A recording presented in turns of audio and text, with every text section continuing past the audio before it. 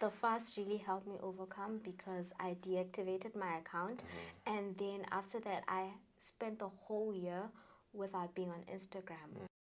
You're watching Testimonies of Hope. Witness the faith, courage, and transformation brought about by the guiding light of Jesus Christ in the lives of our students here at Purelight Missions. From tragedy to triumph, this is Testimonies of Hope.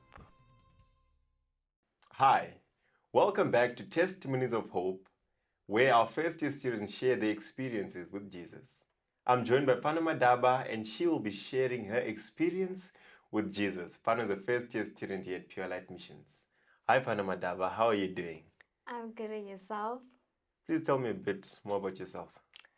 So, my name is Pfano Madaba. As you have heard, I am a student here at Purelight studying health and pursuing my love for cooking and for singing and media as well. Hmm, hmm. Please tell me a bit about your upbringing, where you come from. So, I don't have a local station place where I'm from. Heaven is my home. That's what I always say. Okay. And I am a pastor's kid, so which means I've been always moving around from place to place. But I was born in Bethlehem, a place in Free State, right here in Not South Bethlehem Africa. of Judea. No, a place in Free State. I wish it was Bethlehem in Judea, but then it's a place in Free State. Nice, nice. How does it feel growing up in a pastoral home, being a PK, as I would call it today, pastor's kid? So, growing in a pastoral home, it was always difficult to put out this image that you were not living according to. And what I mean by that is you have godly parents and you want to be like them, but at the same time, you still have part of the world in you and you just want to do what you want. You just want to do what other people are doing, and at the same time, you want to follow God. So at church, you just literally have to pretend to be, a God fearing young girl Sure. and all that, just so that you can protect your like reputation as a pastor's kid as well. You're speaking as though there were certain restrictions that was restricting you from being a normal kid. Yes. Why was it so? So growing up, my parents were very strict. Okay. At home, we were not allowed to watch TV. We were not allowed to eat meat. We were not allowed to not only meat, but any diet other than a vegetarian diet. At that time, we were vegetarian, and at that same time, we were not also allowed to like wear inappropriate clothing and wear clothes that were revealing and all that. And I'm a person who really loves clothes. And when my parents were restricting me to not wear um, inappropriate clothing, it was really quite stressful because I could see my peers, they were wearing nice clothes, they were wearing all these um, Fashionable. fashionable clothes that will reveal their skin. Yeah. And we've been told, well, I've been told, and women all around have been told, if you show your skin, then you're proud of your body. Then you become confident in your own body just by showing your skin. And I just thought it was the way to go, but little did I know that I was deceived by that. So please tell me more about okay, so you couldn't eat certain things, and could you watch certain things? How was that as well? Because I know usually in such a home TV is probably something that is very much controlled. How was that for you? Well, we never watched TV growing up. My dad would never allow us to watch fairy tales or movies. The only things we'd ever watch was like Bible movies. It was always Bible and religious stuff. It was never anything out of religious things. Even with music as well, we're not allowed to listen to any kind of music. So we've been on the road, we'll be always listening to heritage singers and all these Adventist groups, and Yeah. sometimes it was getting a bit tiring Yeah. because you get tired of listening to the same people all the time. So with regards to watching movies and all that, there was this other one time Yeah. while my dad caught us watching Snow White. I think it was Snow White or Cinderella. Yeah. And there, you might be wondering how we got those Yeah, DVDs. definitely. So we had family members who would just give us all these things, and they'll just encourage us, just watch them. You're still little kids, and Were you they still trying to need like them. be nice to you guys? They were and like you they guys were are... really spoiling us. They were trying to be nice.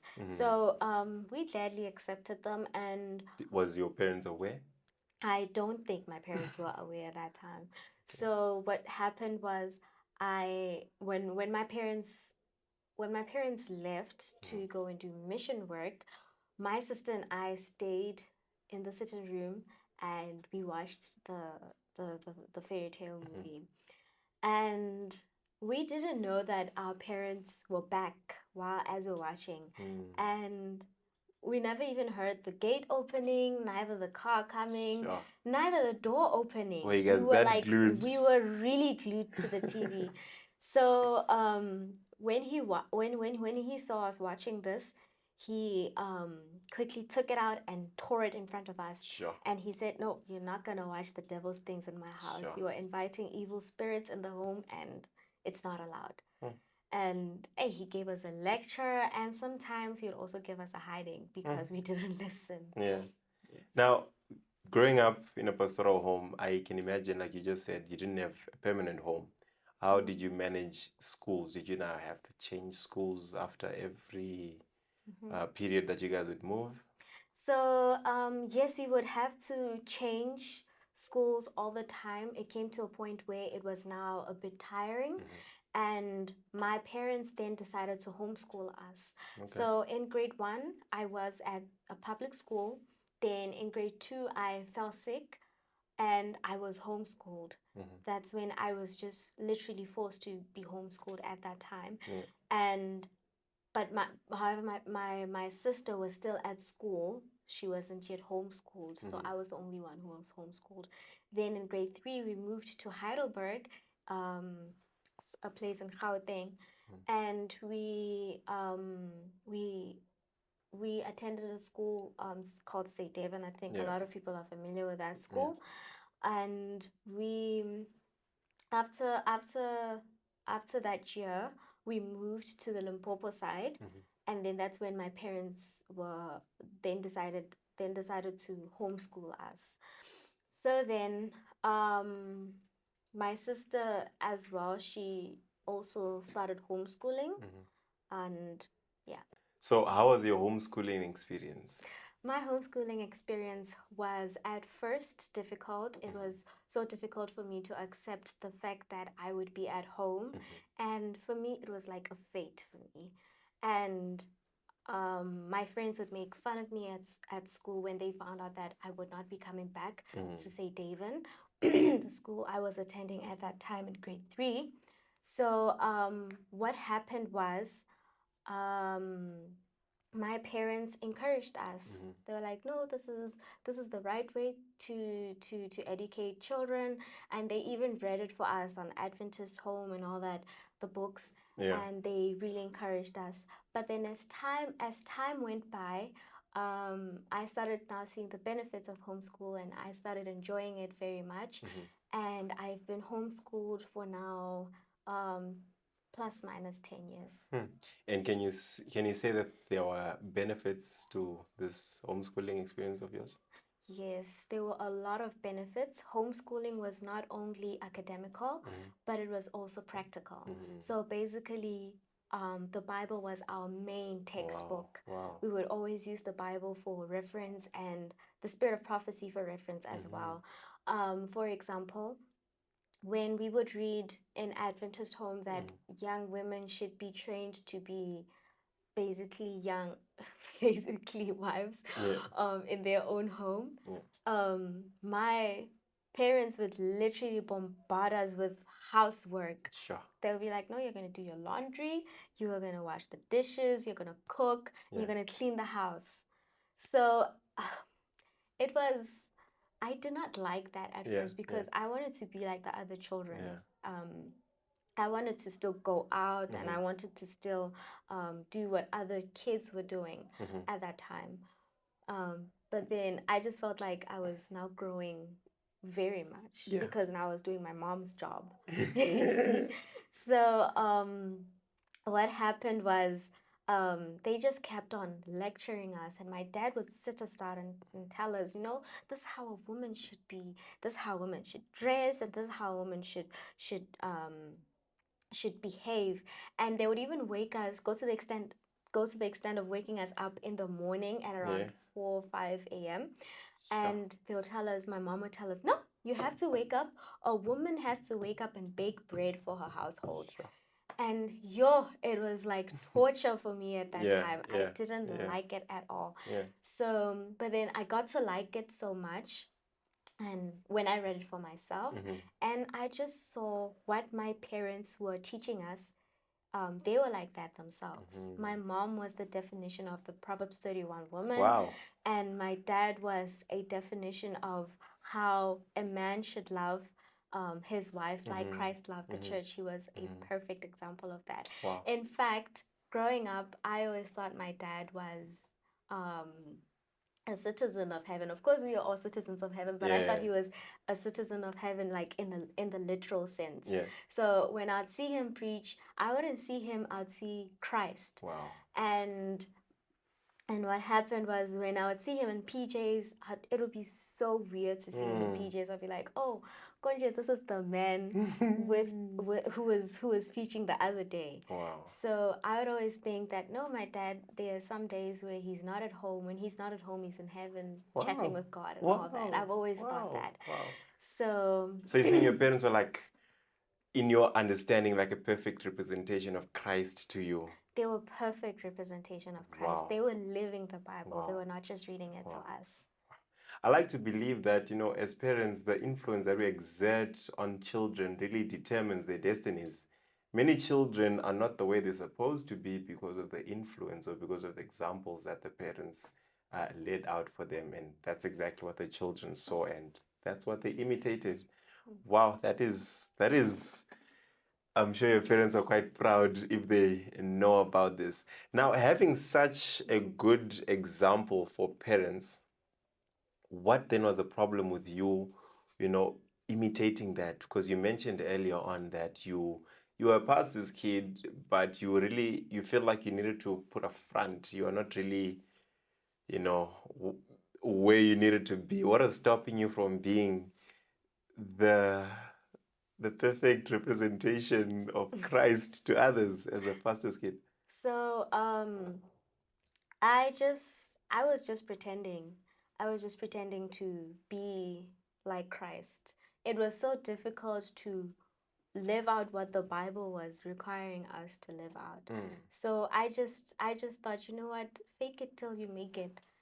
Just try to put that face or that I don't know, costume that you're a Christian and all that. And I just feel like many people go through that. When they go to church, they're just, holy people, but then when they come back home, they are different. And I was like that exactly.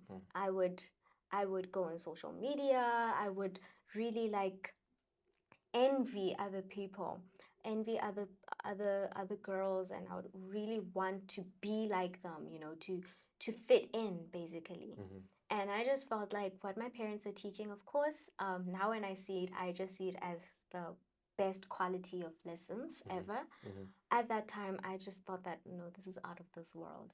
But in actual fact, it is out of this world because it's a heavenly based education.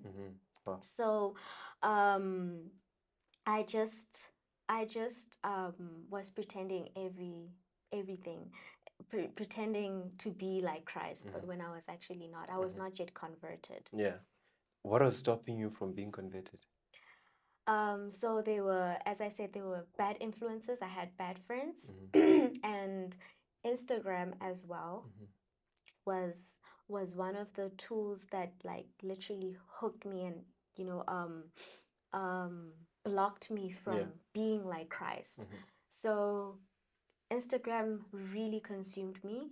I I just felt like when I would go on Instagram, it was like taking a drug. When you take a drug, it feels nice, but then when it's out of you, you feel depressed. So Instagram was like that exactly. When I would watch the reels or watch the posts, what other people were doing with their lives, I would like it and it would be really exciting. And you just find yourself laughing alone with all the reels that you're watching on Instagram. But then when it's now late at night and it's time to rest, you are depressed. So that's what led me away. And when I would always try to go to God, I would discourage myself. They were just voices, and I believe that was the devil. It is the devil who was discouraging me not to be a holy young girl. He would, I would hear voices such as, you know what, you're not good enough. Um, you're already consumed in Instagram and all that. So God won't, God won't forgive you. Sure. And as a result, many people are actually far away from Christ because they listen to, the devil speaking to them, telling them that you're not good, God is never going to forgive you, you are worthless before Him, just give up. And many people actually end up giving up and they say, you know what, before I get baptized, I first need to fix myself so that God can at least take me. Since you are now in this position, how did you then get to Christ?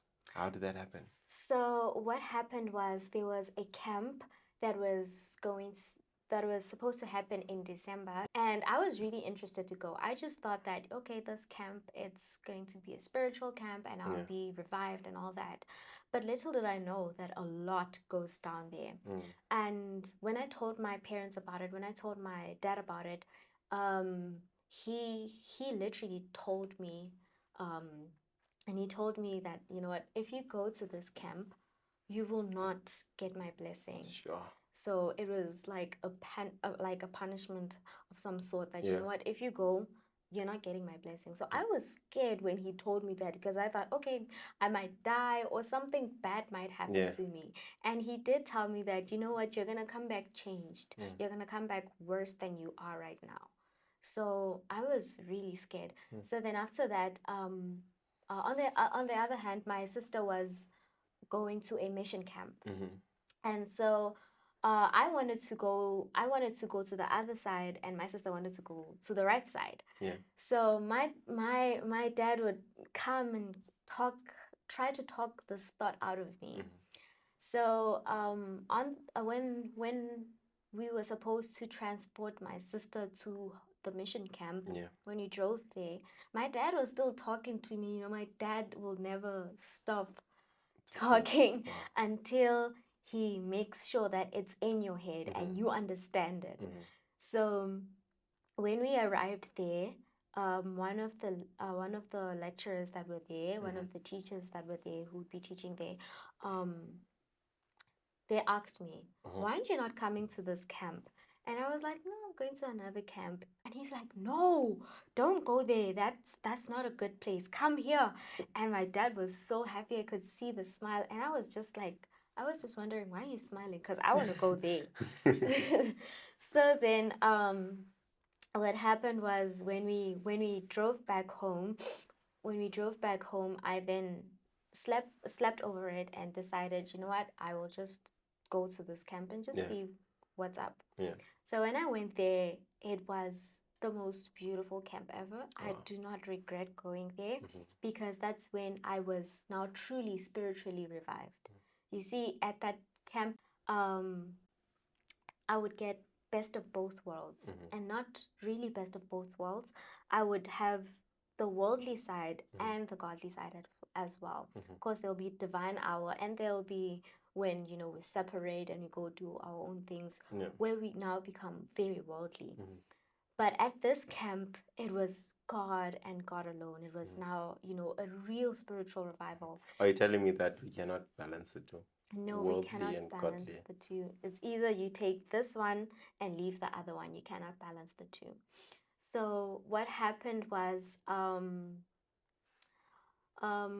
when I after that camp was over and now we had to go back home, I I started throwing away all the things I used to do. Why did you start doing that? What was it, something that you learned at that camp? It was something I learned at that camp, and on the last day of that camp, the Sabbath on the last day of that camp, they were making an appeal as to who wants to change and who wants to get baptized. It was before my baptism, and I raised my hand, and my dad was really proud of me. Actually, both of them, my mom as well, was really proud of me. And as my dad was coming up to pray, as he was praying, he was crying because he had saw that his daughter had just now given her life back to God. Because I was a rebellious kid, I would literally give my parents a hard time. Sure. And after that, when I saw how solemn it is, that heaven is happy that I'm back home. I felt like the prodigal son. Yeah. So I was very happy as well that I've made not only myself happy, I've made God happy, and I've made my parents happy as well. Wow. I've made them proud. Wow. So then, so what happened was, when I went back home, I threw away all my pants. Because at the camp we learned that we shouldn't wear pants as a woman. So I started wearing modest, and I started wearing clothes that were less revealing and all that. And my parents are really proud of the change. So then when did you get baptized eventually? So few months down the line, I then got baptized. But then after my baptism, a lot of people will expect that you'll be ngwele. That is not holy. Ngwele, by the way, is holy. Yes, you will not be holy. You have to strive. It's a battle. It's not a battle of flesh and blood. It's a battle of spiritual stuff. So you're saying when you get baptized, it doesn't mean that you have conquered and you've overcome. Yes. You say the battle begins. That's when the battle begins. That's when the devil can see that, you're serious about your salvation. Yeah. So that's when he tackles you, and he brings all of his forces to just come and take you off the path. How did he tackle you?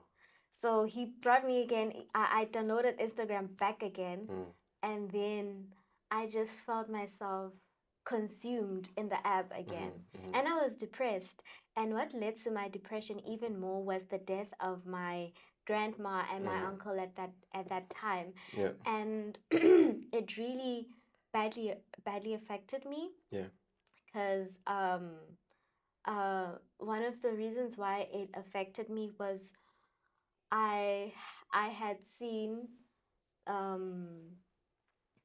don't know how to word this out properly, but then I had seen a vivid image of how how a person dies. Because I used to be scared of the dead. I just didn't want anything to do with dead people. It was just not my vibe. So what had happened was, when I saw that image, when I would see that image, it really traumatized me because it was my first time seeing that. And just to take that image out of my head, I would watch Instagram reels and all that. It was your escape. It was my escape, basically. As I said, it was a drug. Instagram is a drug. And although Instagram can be used for good stuff, but you must watch the way you use Instagram. There are drugs that are good. You just don't have to overdose on drugs. Yes. So how did you overcome this addiction? So what happened was, I was tired now. I had just raised my hand. I raised my hands and I was like, you know what, Lord, I'm tired of myself. I don't want to continue like this anymore. I want my life to be to be revolved around you, basically. I want to be holy, and I want to be like my mom. I want to be the definition of the Proverbs 31 woman who wakes up in the morning and is able to read the Bible to her family, and is just a productive woman. So I went on a 21-day fast, and I was eating once. And it was basically like the Daniel fast, when he was asking for clarity on the vision, and he didn't eat any sweet thing. So that month, my mom would bake really nice things, and they would want me to cook. And on the days when I would have to cook, I never tasted. So it was so difficult, and I would really pray that when I would cook, I would depend on God to Yeah. make the food taste nice. Yeah. So that is one of the elements I've learned in homeschooling, that when you're cooking, you involve God in everything. Okay. You pray for your food, because every time before I would cook, I would always pray. I would always pray that, okay, Lord, I have a recipe and I want to execute my little plan. Yeah. Please help me. Yeah. And that's what I did. Even during my fast, He would help me. And people really liked the food, Mm. but it's just that it needed a little bit more salt. So you say the fast really helped you overcome? The fast really helped me overcome, because I deactivated my account. And then after that, I spent the whole year without being on Instagram. And then when I downloaded Instagram back again, I was like, you know what? I want to I want to be an inspiration to other people. I want to show them that yes, you can be still on Instagram, but at the same time be godly. Yeah. Just to inspire someone who's still in that app, Yeah. who wants to live a godly life. Yeah. So that's what I did. So did you, now that you've overcome, now I believe that you are a good Christian, at least trying to be a good Christian, what activities would you engage yourself in, like in church? In church, what happened was COVID came. COVID came, and we couldn't go to church. So what we would do as a family is that we would go to, we were ministering to this other lady and her children, and we would always go there every Sabbath to just, instead of like staying at home and doing nothing and just Yeah. like watching sermons, we wanted to do something more active. So we'd go there and minister to her. And as time went by, we started growing and growing. And she invited her friends. She even invited her godmother, I think. And in that way, our little community grew. And I was the children's teacher at that time, so I would take all the children. It was like a little village. So I would go out with the little kids I had, and we would walk around the whole village inviting other children to come, singing the whole way. And in that way, it really inspired me to become a true missionary. And I was like, you know what, I want to be a missionary one day, because dealing with minds is one of the best things ever. I was dealing with young minds, and I was instilling good doctrines. Yeah. And I just hope even today that they are still holding on to what I taught them. Yeah. So that's what would keep me going. Every Sabbath, I knew that I would see the kids, and I would make sure I do really nice activities Yeah. for them. Yeah. Now, the big question is, how did you end up deciding to come to Purelight Missions? So what happened was, it is now after COVID. By the way, we've been always looking for a farm. So when we moved to the countryside, we came to Purelight. We came to Purelight. I cannot remember the year. And that was the first time I actually heard about Purelight. Of course, I've heard other people speaking about it, but then about a mission school in Mpumalanga, but then I just didn't, I wasn't alright. interested.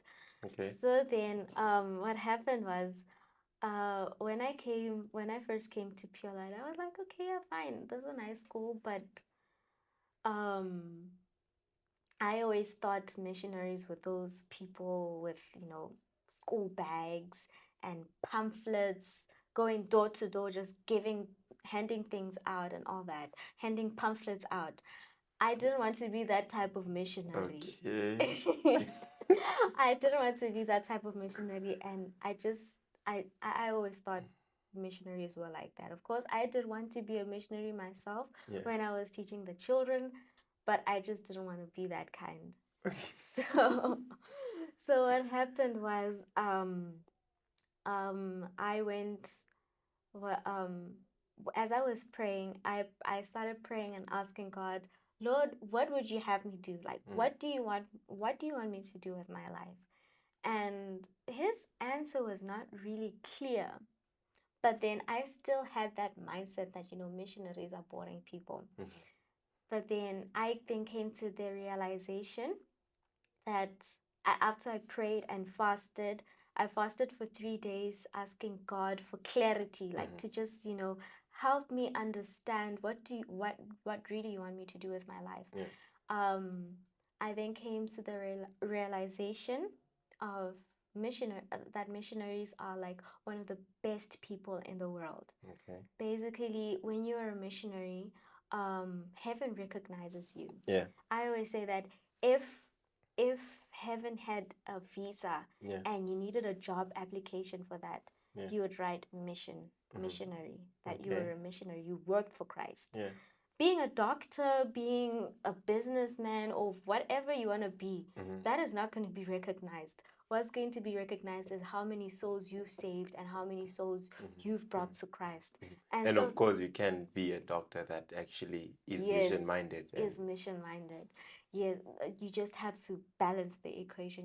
You can be a good doctor and be a missionary as well. So I then started loving being a missionary, and I would watch videos and all that and preachers and about mission work, and yeah, it really inspired me. So how did you make the decision of coming here? So I spoke with one of the students here at Purelight, and they actually, most of the students here at Purelight, some of them would tell me all the time, "Hey, come to Purelight, it's really nice here." And I'll tell them, "Yeah, no, fine, next year." And I knew that I wasn't going to come next year. So I would come to convocations, come to sing, and I would see the choir. And when they sang as a choir, it really inspired me to be a student here at Purelight.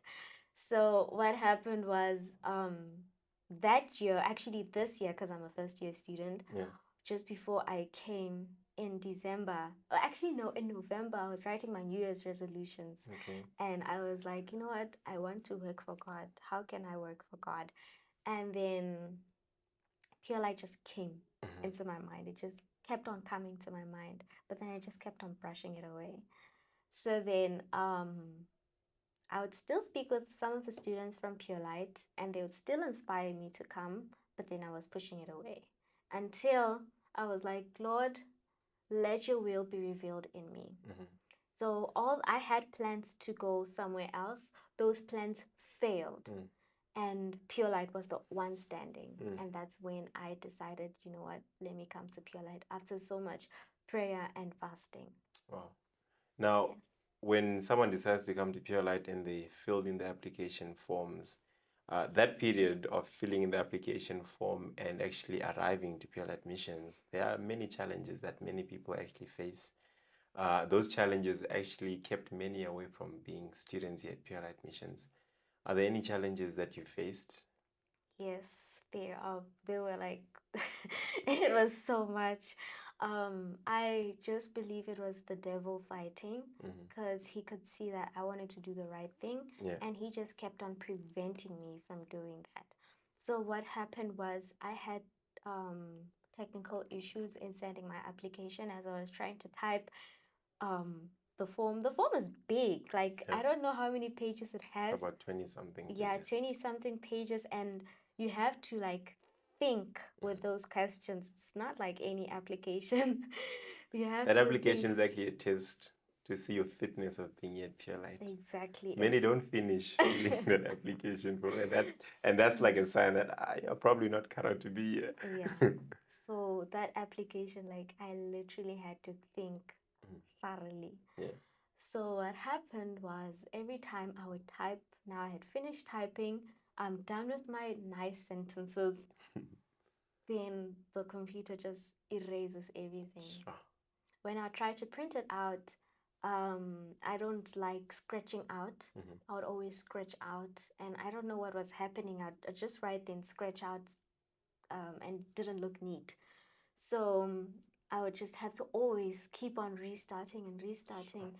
Even using the computer, the printer didn't then stopped working and all that. Even the computer, it just didn't want to send my application form. It was so difficult. So I prayed about it. I was like, Lord, time is running out and I really need to go to Purelight. Yeah. So when I filled my application form, I was doing it prayerfully. And I started praying as I was typing. And when I finally sent it, it was a success. Yeah. Yeah. Yes. Now, within this period, many people face challenges such as oppositions. Many people telling them, you know what, you're wasting your life. Why are you letting go of such a bright future? You have so much potential. Why are you choosing to go down this route? You know, it's like missionary. Who decides in their right mind to be a missionary? Did you have any oppositions to your decisions coming here? Yes, I did. I thought, actually, it was also what I would think as well, and what other people would say. That, you know what, missionaries are known as like offshoots of some sort. You know what, they are too extreme with whatever they're doing. And I was discouraged to do that. But then what motivated me was I knew the purpose and the reason why I was Yeah. going to Pure Light. I knew that I wanted to work for God, and I wanted my life to be revolved around Him. And so it just kept me going, even though when people would just have a very shallow view over missionaries. And I just feel like those are people with lack of knowledge, because you don't know how much Pure Light offers. It really offers good quality stuff. And so looking down on missionaries, it's like looking down on heaven, because you're working for God. Yeah. Wow. Now you have come to Purelight Missions, and you mentioned that you are, or you've decided to study health. What are your plans with that? Why health? So the reason why I want to study health is because I love cooking, and I just at first I didn't like how the body works and all that, until I read in the spirit of prophecy that everyone should be acquainted with at least anatomy and Yeah. physiology. And so that's when I was like, you know what, it's important for me to learn this. And when I prayed for God to help me love this subject, I just started clicking with it, and I saw how important it is also in regards to food, because I want to one day open a restaurant, a vegan restaurant.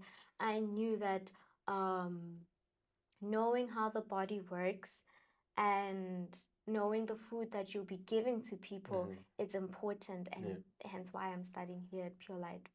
I'm studying health at Pure Light. Wow.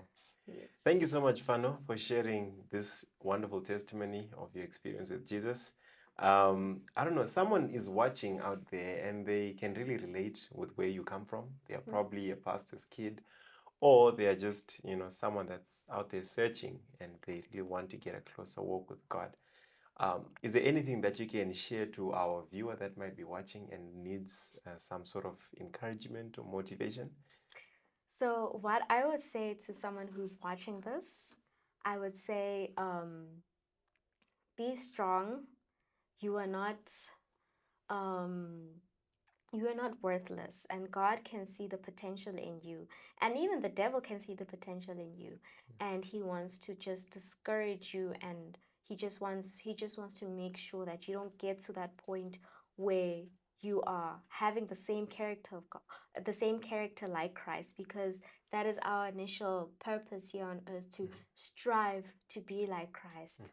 And when he sees that you keep on striving to be like Christ, he will place obstacles and all that. But what kept me going is Matthew 6 verse 33, which says, "Seek ye first the kingdom of God, and all these things shall be added unto you." So at first I would think about all the things being added unto me.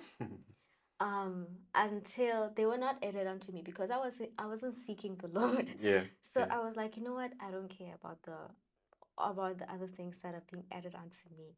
Let me just care about my character being like Christ, and me working towards heaven. So once I started doing that, God added Pure Light in my life to improve my growth. So I am here to tell you that God is patient with you, and you just have to show him that you are willing to change. And once you show him that you're willing to change, he sees your willing heart and he will help you. Oh. Well, there you have it, friends. God is willing to accept you. All you have to do is to seek first the kingdom of God, and all these other things that we might be looking or running after will be added unto you. May that motivate you and encourage you. And thank you so much for tuning in with us. See you next time.